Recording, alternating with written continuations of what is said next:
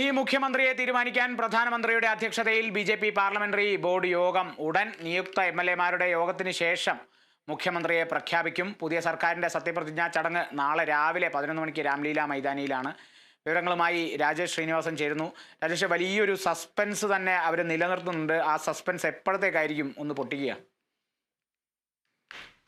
കാളിദാസ് 27 വർഷത്തിന് ശേഷം ബി.ജെ.പി. ഡൽഹിയിൽ അധികാരം പിടിച്ചെങ്കിലും തെരഞ്ഞെടുപ്പ് ഫലം പുറത്തു വന്ന് 11 ദിവസം കഴിഞ്ഞിട്ടും ബി.ജെ.പിയിലെ മുഖ്യമന്ത്രി ആരെന്ന കാര്യത്തിൽ ഇപ്പോഴും സസ്പെൻസ് തുടരുകയാണ്.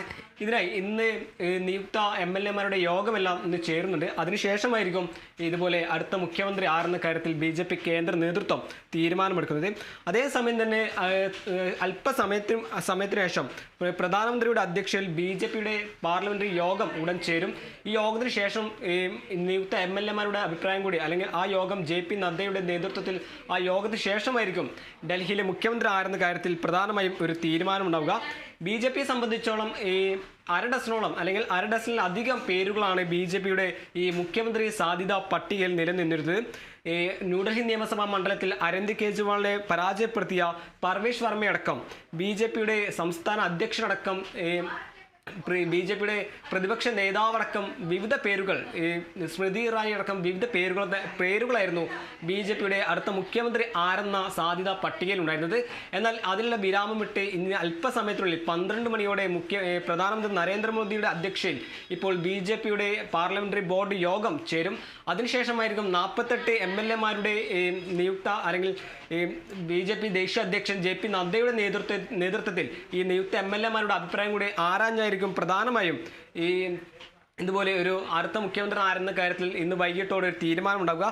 അതേസമയം തന്നെ വലിയ രീതിയിലുള്ള വിപുലമായ രീതിയിൽ ഒരു സത്യപ്രതിജ്ഞാ ചടങ്ങ് നടത്താനാണ് ബി.ജെ.പി. കേന്ദ്ര നേതൃത്വത്തിന്റെ തീരുമാനം. അത് 27 വർഷത്തിന് ശേഷം തലസ്ഥാനം പിടിച്ചതിൻ്റെ ഒരു വലിയൊരു ആഘോഷമാക്കാനാണ് പ്രധാനമായും ബി.ജെ.പി. ശ്രമിക്കുന്നത്.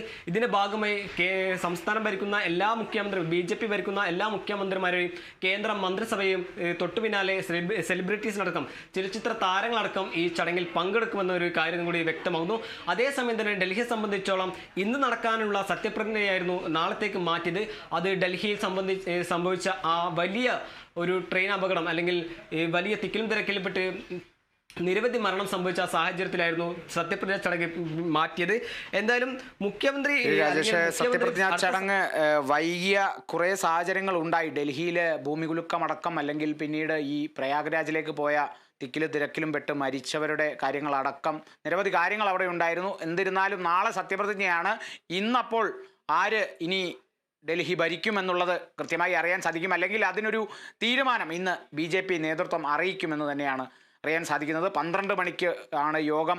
ആദ്യത്തെ യോഗം ആരംഭിക്കുക, അല്പസമയത്തിനുള്ളിൽ തന്നെ ആരംഭിക്കും. അതിനുശേഷം എം.എൽ.എമാരുടെ യോഗം കൂടി കഴിഞ്ഞ ശേഷമായിരിക്കും ആ ഒരു പ്രഖ്യാപനം ഉണ്ടാവുക. രാജേഷ് ശ്രീനിവാസനാണ് വിവരങ്ങൾ നൽകിയത്.